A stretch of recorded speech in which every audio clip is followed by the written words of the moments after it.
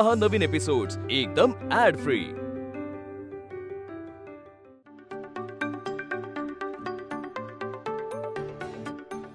काकू, उद्या नाश्त्याला काय बनवायचंय? अजून काही ठरवलं नाहीये, बट डोंट वरी, मी करेन सगळं। उगीच माझ्यामुळे तुझी धावपळ होईल आणि तुला आधी आणि बाबांची सुद्धा काळजी घ्यायची असते ना। नाही ठीक आहे काकू, मी करेन नाश्ता। अगं नको, आज खूप केलंयस तू माझ्यासाठी, उद्याचा नाश्ता मीच करणार। बर, पण काही मदत लागली तर नक्की सांगा। काय झालं? इतकी वर्ष झाली पण कधीच कोणी स्वतःहून मला मदत करायला आलं नाही, पण तू न सांगता आलीस। थँक्स। थँक्स काय म्हणताय काकू? अगं हो, म्हणूनच तर माझी सगळी कामं पटपट झाली ना, नाहीतर माझं काही खरं नव्हतं। सगळी जबाबदारी अंगावर घेतली पण जमलं नाही म्हणून माझंच असं झालं असतं।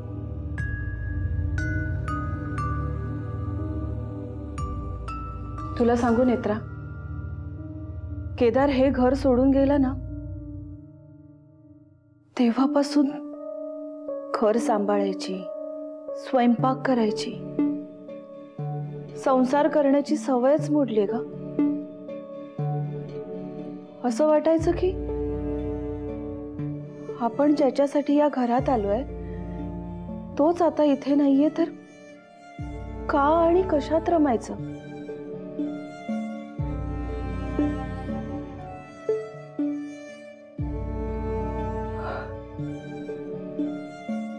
अजूनही आठवतंय, मी किचन मध्ये काम करत असायचे आणि केदार डायनिंग टेबलवर बसून कॉफी घेत असायचा। तासन तास गप्पा मारायचा माझ्याशी। कसा वेळ निघून जायचा ना काहीच कळायचं नाही।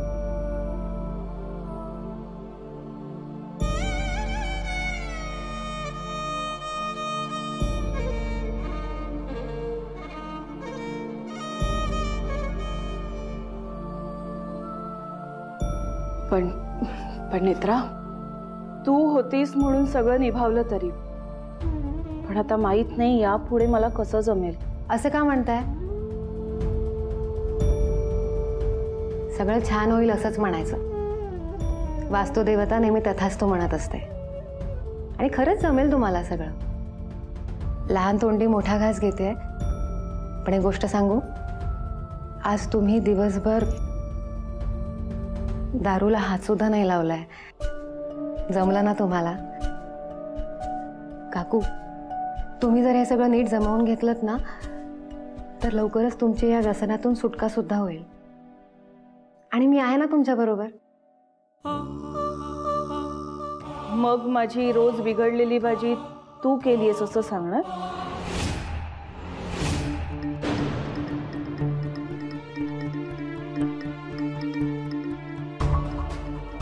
साहेब, मला एक संकेत मिळालाय।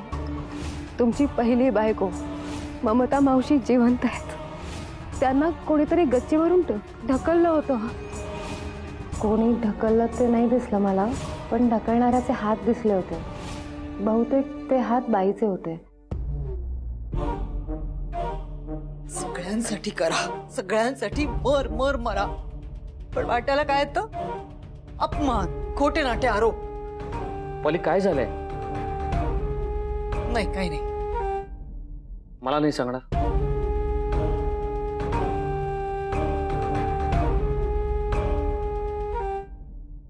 त्रास होतोय मला। कसला? केतकीच्या वागण्याचा। केतकी जे बोलली ना ते डोक्यातून जातच नाहीये माझ्या शेखर। ममता ताईंनी आत्महत्या केली होती हे तुम्हालाही माहिती आहे, अख्ख्या जगाला माहिती आहे। मग ही असं कसं म्हणू शकते की मी मारलं ममता ताईंना? तुम्ही तिला सांगा शेखर, त्यांनी आत्महत्या केली होती, माझ्यावरचे खोटे नाटे आरोप करू नकोस म्हणावं। तुम्ही काहीच बोलणार नाहीयेत तिच्याशी या बाबतीत? ममताने आत्महत्या केली नव्हती, तिला कोणीतरी ढकललं होतं.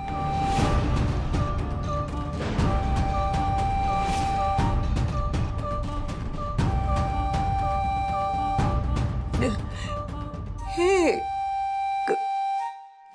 काय बोलताय तुम्ही शेखर? तुमचा विश्वास बसलाय केतकीच्या बोलण्यावर? नाही, माझा तिच्या बोलण्यावर विश्वास नाहीये, पण माझ्यावर संशय आहे का तुम्हाला? मी असं म्हणालोय का? तुमच्या वागण्याचा खूप त्रास व्हायला लागलाय मला शेखर. तुम्ही खूप खूप लपवाछपवी करताय माझ्यापासून. मनातलं काही बोलतच नाही आहात. ट्रस्ट मी काही लपवत नाही तुझ्यापासून. माझं म्हणणं एवढंच आहे, ही योग्य वेळ नाहीये आणि मलाही 100% खात्री नाहीये. पण मग तुम्ही कशावरून म्हणताय ते तरी सांगा ना मला. पली प्लीज, आपण ह्या विषयावर नंतर बोलूया, आत्ता नको. कोणी सांगितलं तुम्हाला? कोणी सांगितलं? मला आता या विषयावर बोलायचं नाहीये. योग्य वेळ आली की मी स्वतःहून सांगेन मला कोणी सांगितलं ते. आता नाही.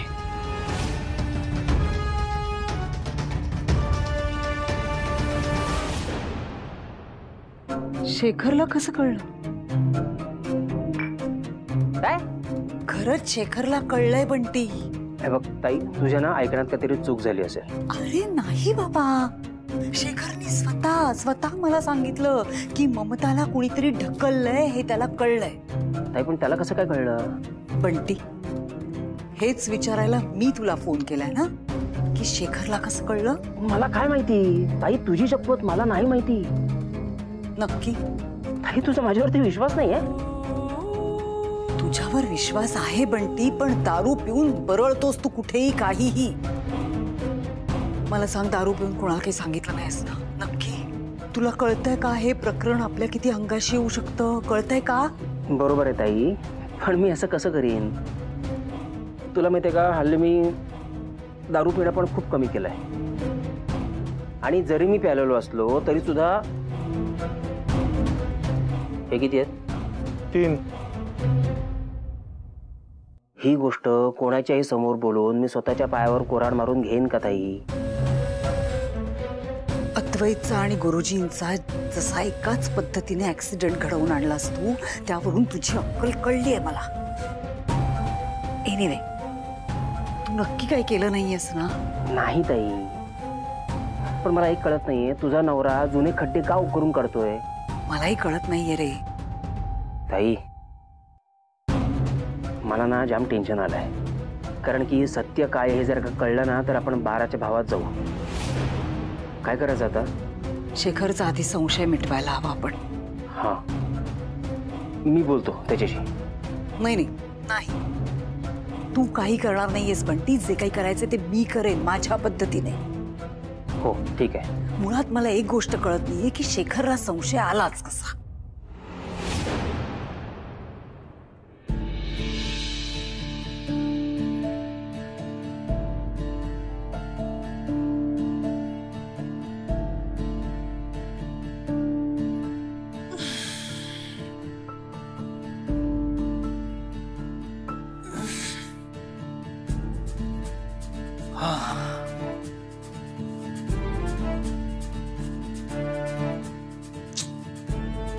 चार्जर.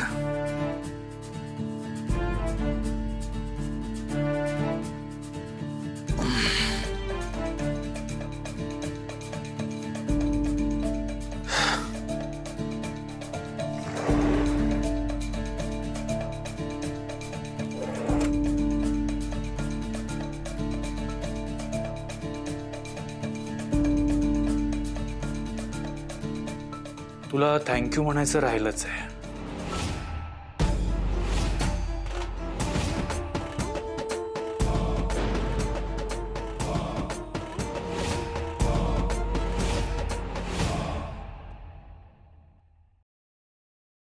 Good morning. अरे वा. Good morning. तुमच्यासाठी कॉफी आणली. Black coffee. हो, ब्लॅक कॉफी. तू का घेऊन आलीस पण वर? मी आलोच असतो ना खाली. तुम्ही आजारी असताना मी पाहिलं होतं ना, बाईसाहेब तुम्हाला इथेच कॉफी आणून द्यायच्या. ब्लॅक कॉफी म्हणून मग इथेच घेऊन आले. Anyway thank you. बरं तुझा झाला चहा कॉफी? नाही, मी आता घेईन थोड्या. बॉडीगार्ड ये ना बस, आपण दोघे मिळून शेअर करू कॉफी. नाही नको साहेब, कशाला? बॉडीगार्ड अगं कॉफीला असं नाही म्हणायचं नसतं. ते असं म्हणतात की coffee is like drink of the gods, it brings you back to the life. त्यामुळे नाही म्हणायचं नसतं कॉफीला. बस पटकन, चल चल चल बस.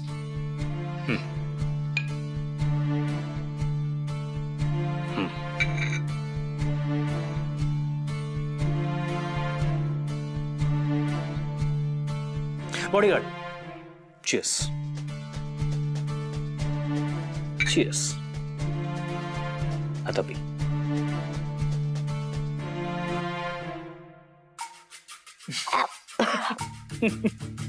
साहेब किती कडू आहे?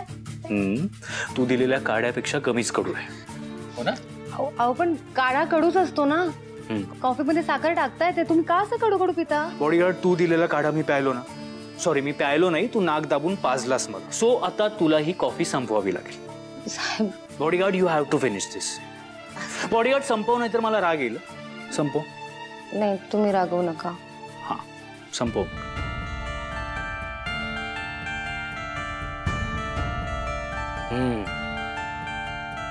सुपर्ब. बॉडीगार्ड प्लीज मला रोज सकाळी ना अशीच कॉफी आणून देत जा. माझा प्रत्येक दिवस एकदम छान जाईल. ठीक आहे. आणि कॉफी नुसती आणून नाही द्यायची तर माझ्या बरोबर ती शेअर सुद्धा करायची, म्हणजे प्यायची सुद्धा. नाही साहेब नाही. आपलं ठरलंय पहिली कॉफी आपण दोघांनी एकत्र प्यायची. आणि प्लीज मी संध्याकाळी ऑफिसवरून आलो ना तेव्हा सुद्धा अशीच कॉफी देत जा. ओके? तुम्ही ऑफिसला जाणार आहात? हो. अरे देवा, काय झालं? शेखर साहेबांनी बरोबर जायला सांगितलं तर? तुम्ही कॉफी संपवा, मी आलेच. मला आवरायचं. बॉडीगार्ड कॉफी तरी संपव. बॉडीगार्ड.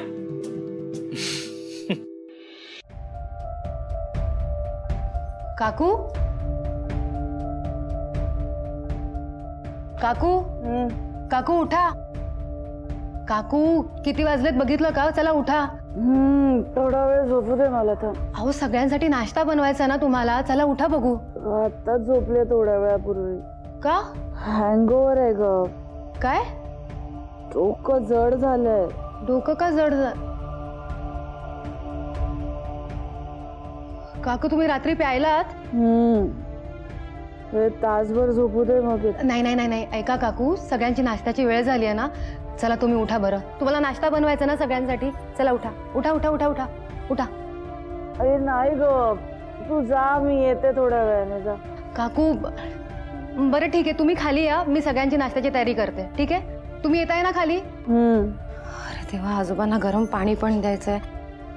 बरं काकू, मी नाश्त्याची तयारी करते, तुमच्यासाठी लिंबू सरबत बनवते. तुम्ही लवकर खाली या. तू जा ना.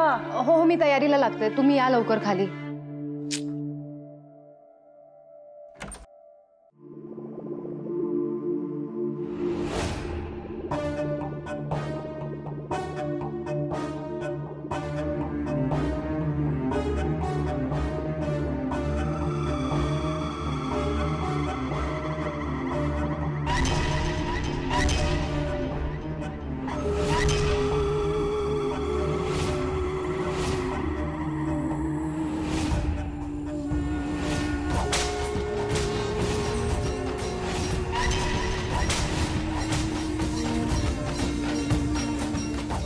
कशात आलीस इथे? घाबरतोयच नाही. अहो काय होतं तुम्हाला? काय झालं? असं काय करायला लागलायत? रुपाली, ए रुपाली, हे बघ कसं करतायत. ये ना लवकर. काय झालं आई? बघ ना कसं तरी करतायत हे.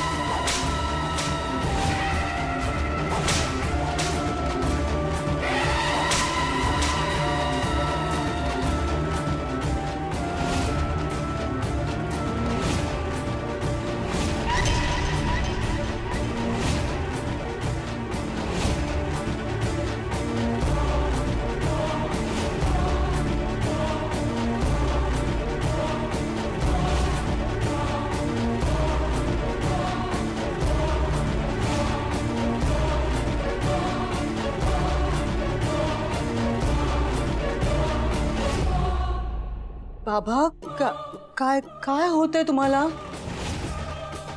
बरं वाटत नाहीये का? काय होतंय? अगं हिला पाहिल्यावर नेहमी हे असं करतात, नेहमी घाबरतात.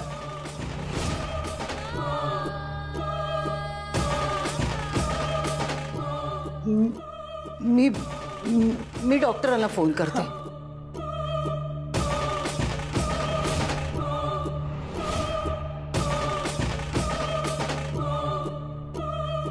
अहो काय होतंय तुम्हाला? ते सांगायचंय का तुम्हाला? का होतंय असं तुम्हाला? आजोबा काय झालंय?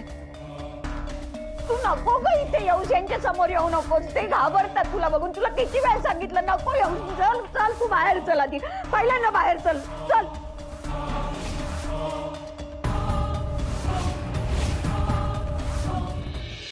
शेखर, आई आई काय झालं? हिला परत जायला सांग. ही मुलगी आता आपल्या घरात नकोय. अगं पण झालं काय? अरे हे हिला पाहून घाबरतात. मी किती वेळा सांगितलं की आमच्या बेडरूम मध्ये येऊ नकोस, पण तरी सारखी येत राहते. आजी आजी तुम्ही शांत व्हा. पाणी देऊ का? मला काही नकोय. हिला परत जायला सांग.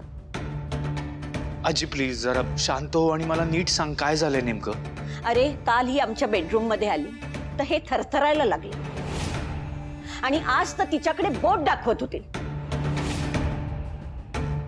बाबांनी हालचाल केली? हो, पण नेत्राला पाहून खूप घाबरले ते.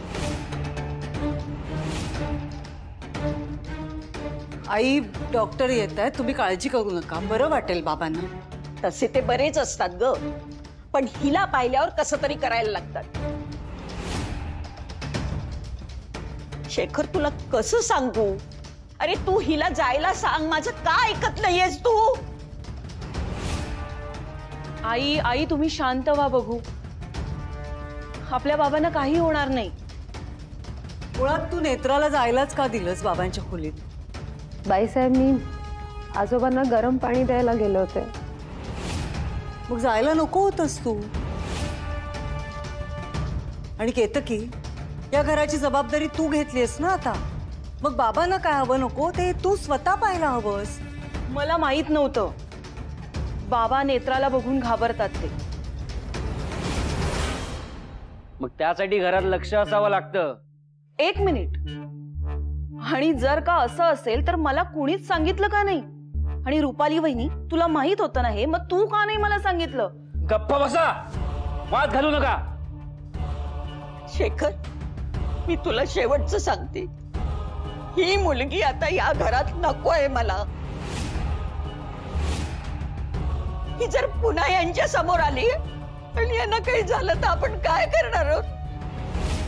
आई आई मला एक गोष्ट कळत नाहीये, बाबा नेत्राला बघून का घाबरताय? अरे ते कळलं असतं तर सगळे प्रश्न मार्गी लागले नसते का? ते का असं करतात मला कळतच नाहीये. रुपाली तू तरी सांग बाई. आई माझं असं म्हणणंच नाहीये की हिने इथे या घरात थांबावं, पण यांचाच हट्ट आहे. आजी आजी तू रडू नकोस, शांत हो. आपण काहीतरी सोल्युशन काढूया याच्या. मग सांग तुझ्या बाबाला तू आता बरा आहेस आणि घरातली कामं करायला सदा सुमन आहेत सगळेजण. आता या नेत्राची आपल्या घराला काही गरज नाहीये. शेखर अहो बोला काहीतरी.